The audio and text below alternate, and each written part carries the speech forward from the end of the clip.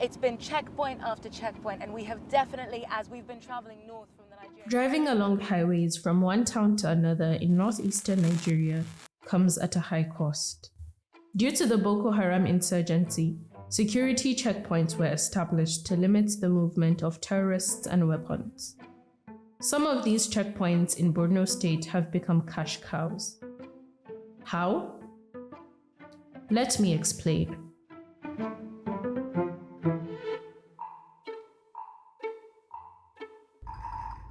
On highways in northeast Nigeria, there is rampant extortion of money from drivers and travelers.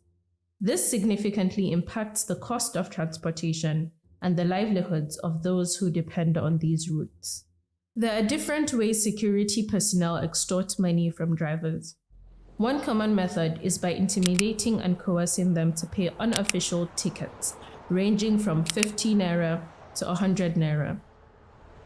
They also use delay tactics that force drivers to comply because they have no alternative if they wish to ensure a smooth travel without the risk of traveling at night.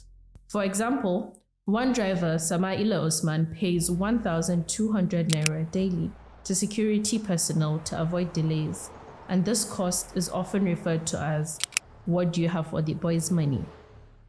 In some cases, drivers offer items like bread, groundnut, or fried grasshoppers to these officials as a form of payment.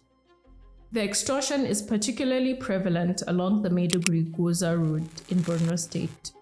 It has also been observed on the Maiduguri-Mafa road, Maiduguri-Kubio road, and the Maiduguri-Mongono road.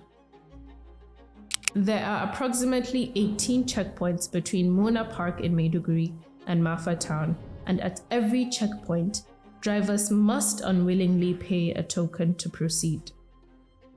The responsibility for this extortion falls on a range of security personnel, including soldiers, Joint Task Force officials, vigilantes, police officers, Nigeria Immigration Service officials. The involvement of multiple agencies amplify the problem. Drivers have no choice but to increase their transportation fares to cover the extortion fees, passing this financial burden on to passengers.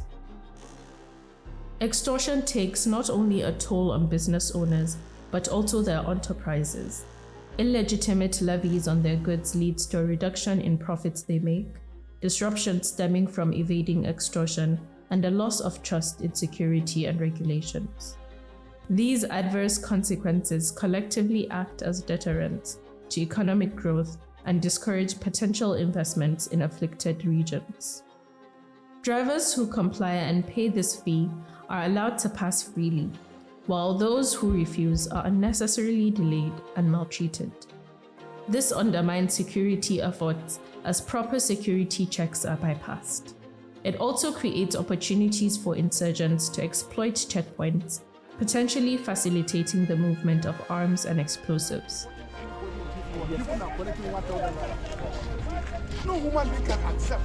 Since morning, Boko Haram is attacking and again Nigerian military and soldiers. The government has acknowledged these incidents, with Borno State's governor, Baba Gana Zulum, publicly condemning the involvement of police officers and soldiers in these corrupt practices.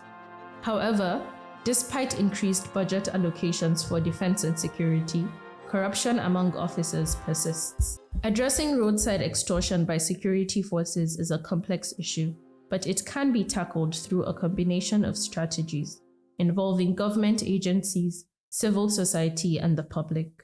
Here are some steps that can help mitigate this problem. Establish mechanisms for reporting extortion anonymously and without fear of retaliation.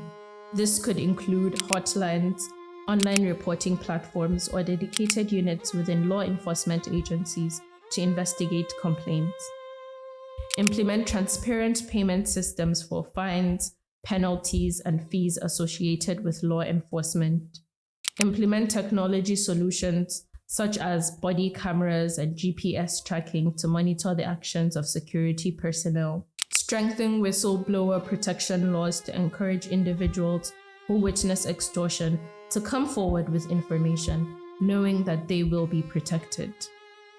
Partner with civil society organizations and anti-corruption groups to advocate for change, monitor compliance, and hold security forces accountable. While there have been improvements in road conditions and security in northeastern Nigeria, the problem of extortion remains a significant and critical concern for drivers, travelers, and the overall security situation in the region.